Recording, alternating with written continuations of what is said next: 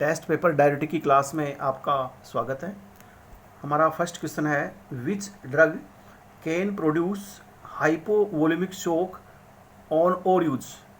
ऐसी कौन सी ड्रग है जिसको यदि हम ओवर यूज करते हैं, ज़्यादा यूज करते हैं, तो उसे हाइपोवोलेमिक शॉक लग सकता है। इसका मतलब क्या हुआ, यानी हमारी बॉडी में ब्लड का एक वॉल्यूम होता है और उस वॉल्यूम पर हमारा बीपी जो है वो कंट्रोल होता है। यदि ब्लड वॉल्यूम इंक्रीज हो जाए तो हमारा बीपी इंक्रीज होता है, और ब्लड वॉल्यूम घट जाए तो हमारा बीपी भी जो है वो क्या होता है, डिक्रीज होता है।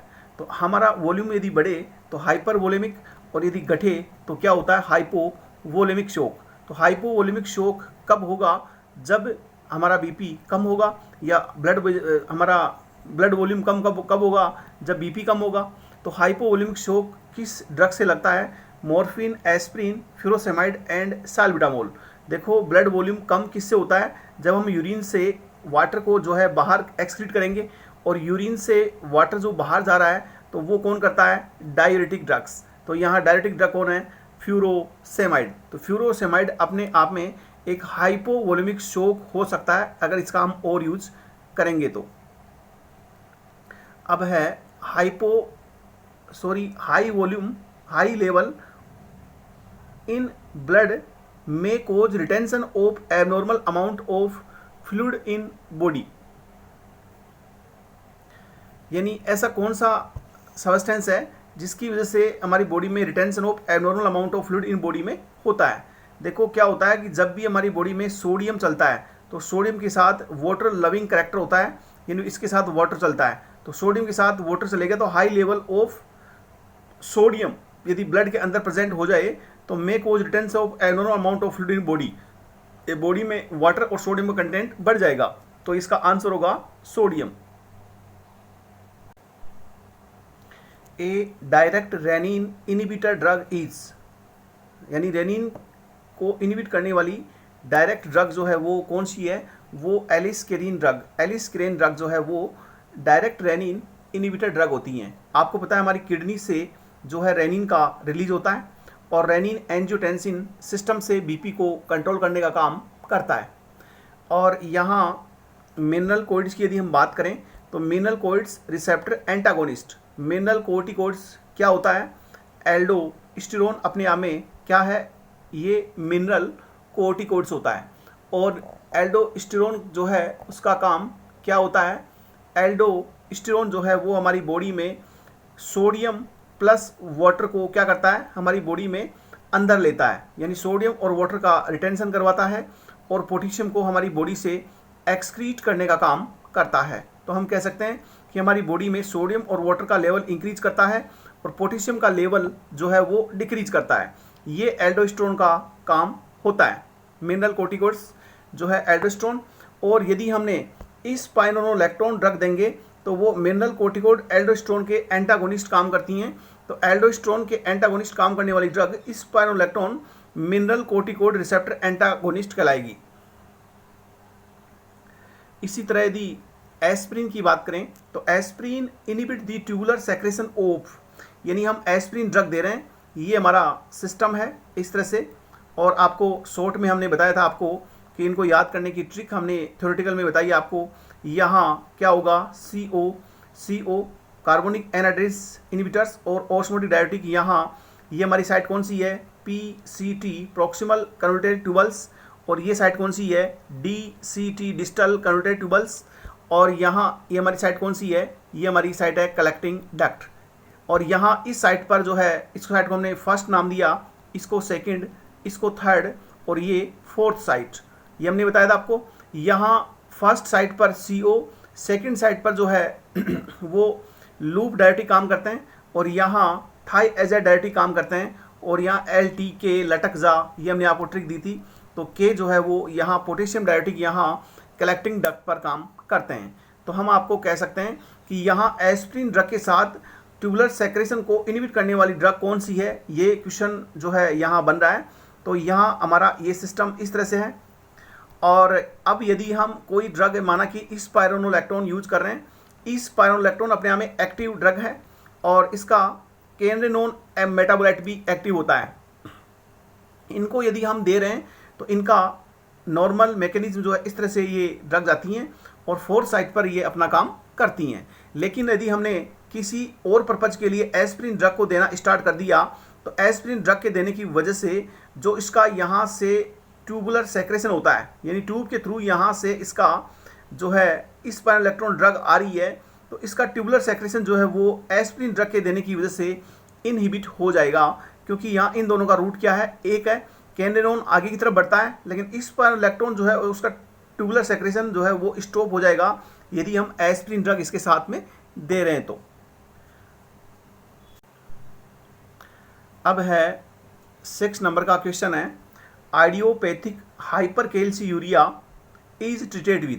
देखो आइडियोपैथिक का मतलब होता है कोई विशेष कारण नहीं हो, और हाइपरकैल्सियूरिया, हाइपर मीन्स इंक्रीज होना, और कैल्सी माने कैल्शियम, और यूरिया मीन्स यूरिया, यानी यूरिया माने यूरिन, यूरिन के अंदर कैल्शियम का लेवल इंक्रीज होना हाइपरकैल्सियूरिया कहलाता है।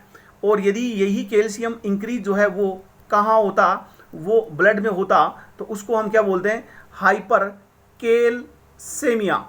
और यदि पोटेशियम का लेवल इंक्रीज होता ब्लड में तो उसको हम क्या बोलते हैं, हाइपरकैलेमिया। लेकिन यहाँ इंक्रीज कैल्शियम इन यूरिन, यानी हाइपरकैल्सियूरिया, कैल्शियम का यूरिन में इंक्रीज होना हाइपरकैल्सियूरिया कहलाता है। और ऐसा करने वाली ड्रग जो है वो कौन सी होती हैं, थाइएजाइड ड्रग। क्योंकि थाइएजाइड ड्रग का काम होता है ब्लड के अंदर कैल्शियम के लेवल को इंक्रीज करना, और ब्लड में कैल्शियम का लेवल इंक्रीज होगा तो क्या होगा, ये बाहर कैल्शियम को नहीं जाने देती यूरिन से। तो आप कह सकते हो कि आपका कोई पर्सन है जिसमें हाइपरकैल्सियूरिया यानी यूरिन के अंदर कैल्शियम बाहर जा रहा है, तो उसको बंद करना है। तो उसके लिए आप जैसे ही थाइएजाइड डायरेटिक यूज करेंगे तो वो ब्लड के अंदर कैल्शियम बढ़ाएगी, यानी जो कैल्शियम का एक्सक्रेशन किडनी से होगा उसको होने के बजाय वो रिटेंशन कर लेगी कैल्शियम का। ये काम यहाँ थाइएजाइड ड्रग, अब वो चाहे कोई सी भी हो, क्लोरथाइजाइड हो या अदरवाइज हो, ऐसा काम करेगी।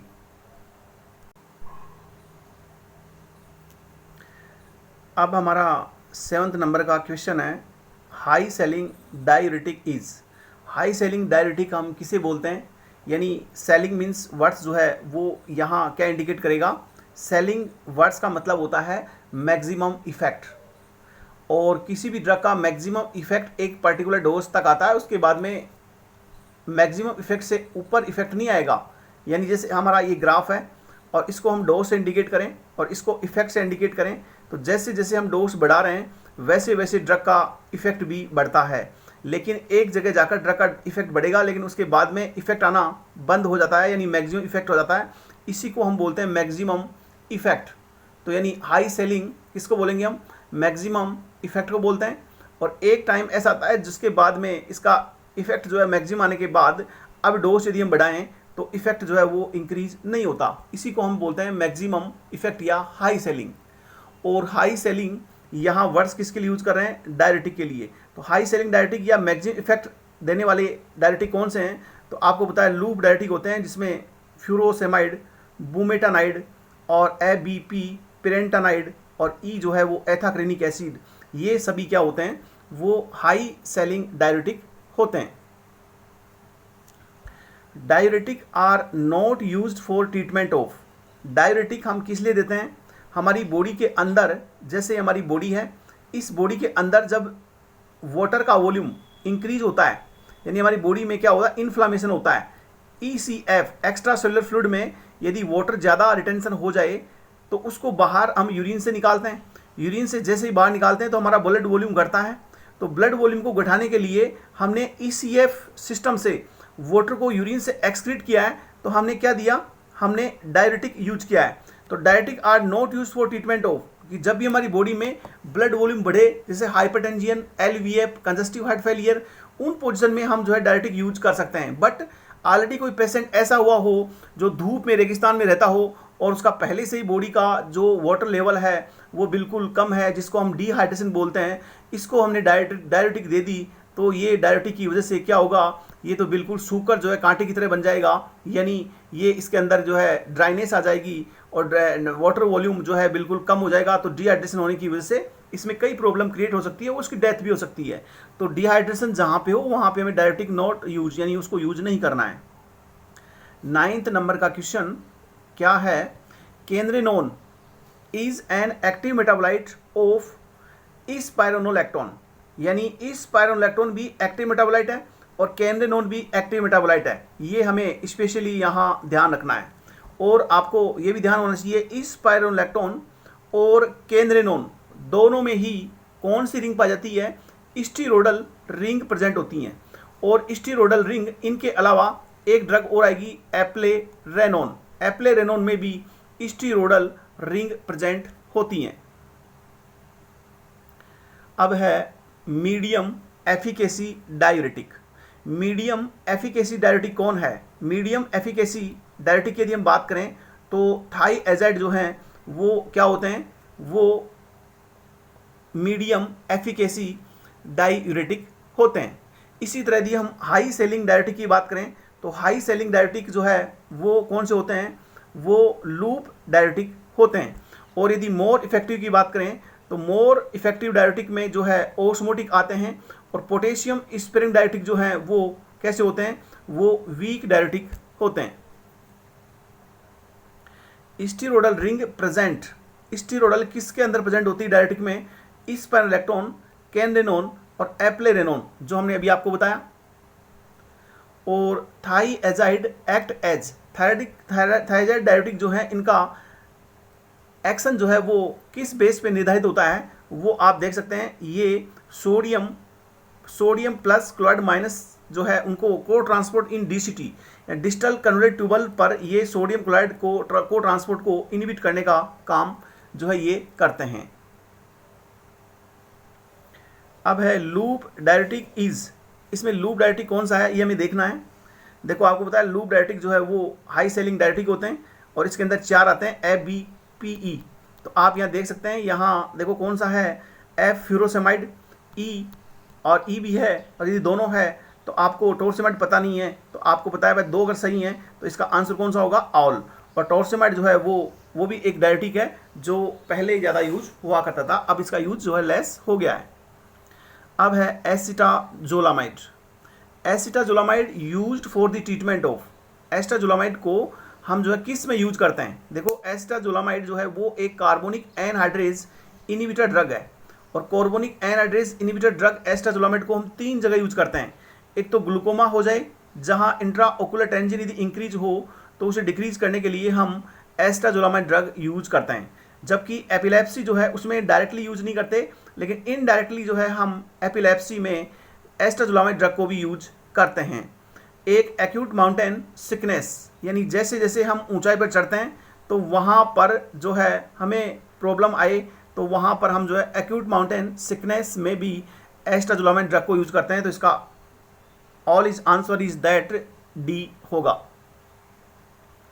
अब है 15 नंबर का question, which will happen if high ceiling diuretic and aminoglycoside antibiotic are को एडमिनिस्टर्ड।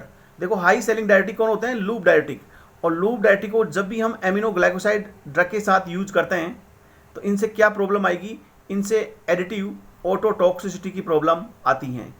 यानी जब भी लूप डायूरेटिक के साथ यदि हम एमिनोग्लाइकोसाइड देते हैं तो एडिटिव ऑटोटॉक्सिसिटी की प्रॉब्लम आती हैं। ये हमारे 8 नंबर की जो क्रेनियल नर्व होती हैं उसमें डिफेक्ट करते हैं। और इनका इफेक्ट जो है वो कैसा होता है, रिवर्सिबल होता है। जैसे ही हम ड्रग दे रहे हैं तो इनसे इफेक्ट आएगा, साइड इफेक्ट होगा और हमें सुनने में प्रॉब्लम आएगी। जैसे हम इस ड्रग को बंद करेंगे तो बंद करने के बाद हमारी जो ट्रांजिट डिफेक्शन की प्रॉब्लम है वो भी ठीक हो जाती हैं। तो इनका इफेक्ट जो है वो रिवर्सिबल होता है। अब है potassium sparing diuretic. Potassium sparing diuretic में 3 ड्रग आती हैं जिनको हम स्पाइरोनोलैक्टोन, जो कि अपने आप में क्या है, एल्डोस्टेरोन एंटागोनिस्ट होता है। और अपने आप में एमिलोराइड और ट्राइमेट्रिन जो कि direct acting potassium sparing diuretic की कैटेगरी में आते हैं। तो SAT सैटरडे, इस तरह से याद करो, सैटरडे जो है वो पोटेशियम स्पेरिंग डायूरेटिक सैटरडे के दिन काम करते हैं। यानी स्पाइरोनोलैक्टोन, एमिलोराइड और ट्राइमेट्रिन ये अपने आप में क्या है, पोटेशियम स्पेरिंग डायूरेटिक होते हैं। इसके अलावा एल्डोस्टेरोन एंटागोनिस्ट में एक ड्रग और आती है जिसका नाम है एप्लेरेनोन। एप्लेरेनोन भी अपने आप में एल्डोस्टेरोन एंटागोनिस्ट का काम करती हैं। अब है drug are metabolized by. Drug का मेटाबॉलिज्म जो है वो कहाँ होता है, वो लीवर में होता है, ये हमें ध्यान रखना है। और ये हमारा टॉपिक जो है वो कंप्लीट हुआ। और इनसे रिलेटेड यदि हम और कुछ बात करें तो हम कह सकते हैं कि पोटेशियम स्प्रिंग डायरेक्टिक के बारे में मैंने आपको बताया कि इसके अंदर डायरेक्ट एक्टिंग एमिलोइड एंड ट्रामेटिन होता है, जबकि स्पाइरोलैक्टोन और एक एप्लेरेनोन ये ड्रग एल्डोस्टेरोन एंटागोनिस्ट होती हैं। एक आपको ये भी देखना है कि जो एमिनोग्लाइकोसाइड ड्रग होती हैं वो क्या करती हैं। एमिनोग्लाइकोसाइड ड्रग वो न्यूरोमस्कुलर जो है उनको ब्लॉक करने का काम करती हैं। और यदि हमने एमिनोग्लाइकोसाइड किसी पेशेंट को दे रखी है और उसको न्यूरोमस्कुलर ब्लॉकर और दे दिया तो ज़्यादा न्यूरोमस्कुलर ब्लॉकिंग प्रॉब्लम आएगी। इसलिए मस्कुलर वीकनेस ना आए तो हमें न्यूरोमस्कुलर ब्लॉकिंग ड्रग के साथ कभी भी एमिनोग्लाइकोसाइड एंटीबायोटिक नहीं देनी है। एमिनोग्लाइकोसाइड के दो साइड इफेक्ट आते हैं, ओटोटॉक्सिसिटी और साथ में न्यूरोमस्कुलर को ब्लॉक करना। तो इसे ध्यान रखना है कि न्यूरोमस्कुलर ब्लॉक ऑलरेडी करेगी और ब्लॉकर के साथ दिया तो वो ज़्यादा ब्लॉक करके हमें मस्कुलर वीकनेस ला देगी, तो उनके साथ हमें इसे यूज नहीं करना है। और इसमें आपको और बताएं कि जो पोटेशियम स्पेरिंग डायरेटिक होती हैं इनका काम क्या होता है, ब्लड में पोटेशियम का लेवल इंक्रीज करना। अब पोटेशियम स्प्रिंग डायरेटिक में आपको पता है SAT 3 ड्रग आती हैं, तो तीनों ही ड्रग जो है वो क्या करती हैं, ब्लड में पोटेशियम का लेवल इंक्रीज करती हैं। अब ब्लड में यदि पोटेशियम का लेवल इंक्रीज करती हैं तो यूरिन में क्या होगा, ये यूरिन में पोटेशियम का लेवल डिक्रीज करती हैं, ये भी कह सकते हैं। और यदि इसके साथ और देखा जाए तो हमारे पास ACE इनिबिटर ड्रग होती हैं। ACE angiotensin converting enzyme inhibitor drug जो भी होती हैं, कैप्टोप्रिल, लिजनोप्रिल, ये सब ड्रग जो हैं वो भी क्या करती हैं, ये पोटेशियम का लेवल ब्लड में इंक्रीज करती हैं। तो कभी भी हमें पोटेशियम स्प्रिंग डायरेटिक के साथ ACE इनिबिटर ड्रग को यूज नहीं करना है। अगर ज़्यादा यूज करेंगे तो ब्लड में कैल्शियम का लेवल बढ़ा देंगे, पोटेशियम का लेवल बढ़ा देंगे, और पोटेशियम का लेवल बढ़ेगा तो हमें कोई ना कोई प्रॉब्लम क्रिएट होगी। इसलिए पोटेशियम स्प्रिंग डायरेटिक के साथ में ACE इनिबिटर ड्रग को यूज नहीं करना है। यदि आप थाइएजाइड डायरेटिक की बात करें, ये हमारे पास क्या है, थाइएजाइड डाईयूरेटिक। और थाइएजाइड डायरेटिक में कौन आते हैं, क्लोरथाइएजाइड जैसी ड्रग आती हैं। और थाइएजाइड ड्रग के साथ में यदि हमने कार्डियक ग्लाइकोसाइड यूज किया, कार्डियक ग्लाइकोसाइड, थाइएजाइड डायरेटिक का काम क्या होता है, ये जो हैं वो हमारे ब्लड के अंदर क्या करते हैं, पोटेशियम का लेवल इंक्रीज करते हैं, डिक्रीज करते हैं, और पोटेशियम का लेवल डिक्रीज करते हैं। इसलिए कार्डियक ग्लाइकोसाइड जो हैं वो भी क्या करते हैं, पोटेशियम का लेवल क्या करते हैं, डिक्रीज करते हैं। तो इनको जो है, इनकी वजह से हमें क्या होगा, हाइपोकैलेमिया की प्रॉब्लम आएगी। तो इन ड्रग को भी हमें एक साथ यूज नहीं करना है। यदि और आगे देखा जाए तो हम देखते हैं कि हाई सेलिंग जो डायरेटिक होती है, मैं उसको शॉर्ट में लिख रहा हूँ हाई सेलिंग डायरेटिक, और हाई सेलिंग डायरेटिक, और एक लिखता हूँ थाइएजाइड डायरेटिक। इन दोनों में अगर सिमिलरिटी देखी जाए तो आप क्या देखेंगे, ये क्या करते हैं, ये ग्लूकोज का लेवल इंक्रीज करते हैं, यानी हाइपर ग्लाइसेमिया इनका साइड इफेक्ट होता है।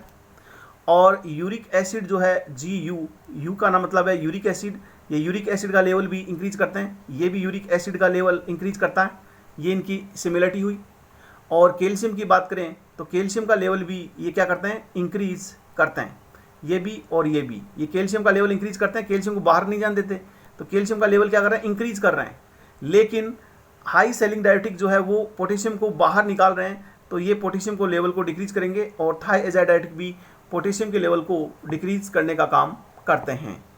इसी तरह यदि हम जो हमारे पास पोटेशियम स्पेरिंग डायरेटिक जो हैं वो दो होते हैं, एक स्पाइरोनोलैक्टोन और एक होता है एमिलोइड और ट्रामेटिन। ये जो हैं वो क्या करते हैं, ये पोटेशियम का लेवल हमारी बॉडी में इंक्रीज करते हैं। इसलिए थाइएजाइड डायरेटिक यदि हम यूज कर रहे हैं तो इनकी वजह से पोटेशियम की कमी आएगी, और पोटेशियम की कमी नहीं आए इसके लिए एडजस्टमेंट के रूप में हम कौन सी ड्रग देते हैं, मैक्सिमम स्पाइरोनोलैक्टोन यूज करते हैं। स्पाइरोनोलैक्टोन ब्लड में कैल्शियम का लेवल को इंक्रीज करता है और ये डिक्रीज करता है तो टोटली जो है वो क्या सिमिलरिटी इनके बीच में बन जाती हैं, जिससे पोटेशियम का लेवल पर्टिकुलर लेवल बना रहता है। और इस स्पाइरोलैक्टोन का साइड इफेक्ट यदि और देखा जाए, जो कि एंडोक्राइन डिस्टर्ब करने की वजह से हिरसुटिज्म एंड गायनिकोमेस्टिया जैसे भी सिम्टम्स आते हैं। इसी के साथ अपनी क्लास कंप्लीट होती है। धन्यवाद।